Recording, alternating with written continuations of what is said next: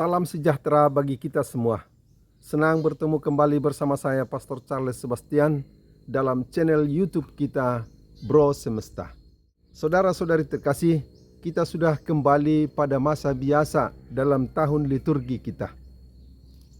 Dan hari ini kita rayakan Hari Raya Tritunggal Maha Kudus.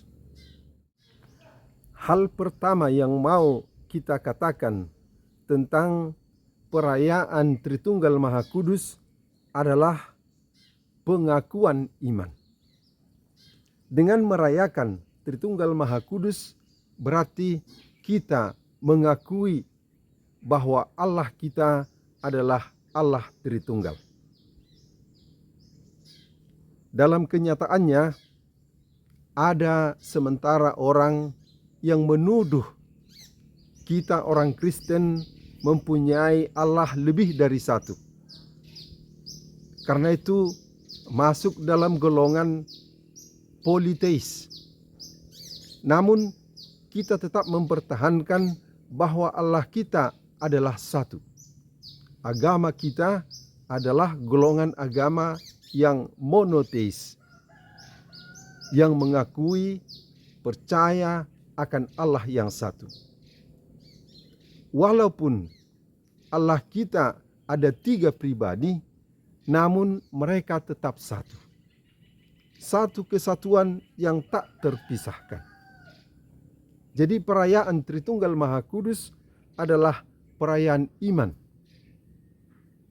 Walaupun tidak bisa kita jelaskan secara rasional, namun kita akui Allah itu adalah Allah Trinitas, 3 namun 1.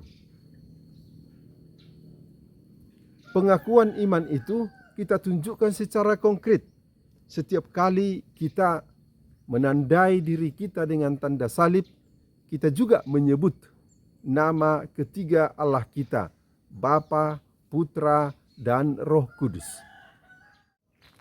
Dan dalam kredo atau syahadat atau pengakuan iman kita juga menyebut bahwa kita percaya akan Allah Bapa Pencipta.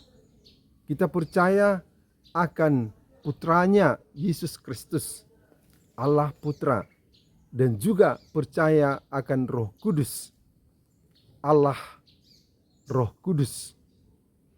Dan kita juga dipermandikan dalam nama Bapa, Putra, dan Roh Kudus. Kita juga disatukan dalam keluarga dari Allah Tritunggal itu. Kita menjadi putra dan putri Allah Tritunggal Maha Kudus. Saudara-saudari terkasih, kita mengakui bahwa Allah kita adalah Allah Tritunggal karena Allah sendiri mewahyukan, memperkenalkan dirinya sebagai Allah yang 3 namun 1. Waktu Yesus dipermandikan di Sungai Yordan, terbukalah langit dan terdengarlah suara yang berkata, "Inilah putraku yang terkasih, dengarkanlah dia." Dan pada saat itu juga Roh Kudus nampak dalam bentuk burung merpati yang hinggap di atas Yesus yang baru dipermandikan. Sehingga pada saat permandian Yesus di Sungai Yordan itu, kita bisa menyaksikan kehadiran Allah Bapa dengan suara peneguhannya akan putranya, dan Yesus Kristus yang dipermandikan oleh Yohanes Pembaptis, dan Roh Kudus yang datang dalam bentuk burung merpati. Hal yang sama juga kita saksikan pada saat Yesus menampakkan kemuliaannya di satu gunung yang tinggi. Pada saat itu juga terdengarlah suara Bapa yang memperkenalkan Putra bahwa inilah putraku terkasih, aku berkenan padanya. Dan dalam pengajarannya kepada murid-muridnya, Yesus menegaskan Bapa dan Putra adalah satu. Bapa ada di dalam Putra dan Putra ada di dalam Bapa. Perkataan-perkataan, perbuatan-perbuatan yang dilakukan oleh Putra adalah perbuatan dari Bapa juga. Dan ketika seorang murid Filipus bertanya, mengusulkan, tunjukkanlah Bapa kepada kami dan itu cukup bagi kami. Yesus menegaskan, yang melihat aku sudah melihat Bapa. Artinya, jangan lagi mengatakan tunjukkanlah Bapa itu kepada kami. Karena Bapa dan Putra itu adalah satu. Dan sebelum naik ke surga, Yesus juga memberi nasihat kepada para muridnya. Pergilah ke seluruh dunia, wartakanlah Injil kepada segala bangsa, dan permandikanlah mereka dalam nama Bapa, Putra, dan Roh Kudus. Dan sebelum naik ke surga, Yesus juga menegaskan bahwa Roh Kudus akan diutus oleh Bapa dalam nama Putra. Roh Kudus itulah yang akan menyertai para murid dan semua yang percaya kepada Yesus Kristus, mengajar mereka, mengingatkan mereka, dan menuntun mereka kepada kebenaran. Dan dalam Roh Kudus itulah kehadiran Allah dalam setiap orang yang percaya hadir hingga akhir zaman. Dengan cintanya, Allah juga menunjukkan perannya dalam kehidupan umat manusia. Allah Bapa adalah Allah pencipta. Dia mewahyukan dirinya dalam segala ciptaannya yang diciptakannya dengan baik. Dan dalam cinta dari Allah Bapa yang begitu besar itu juga, Dia mengutus putranya Yesus Kristus ke dunia menjadi manusia.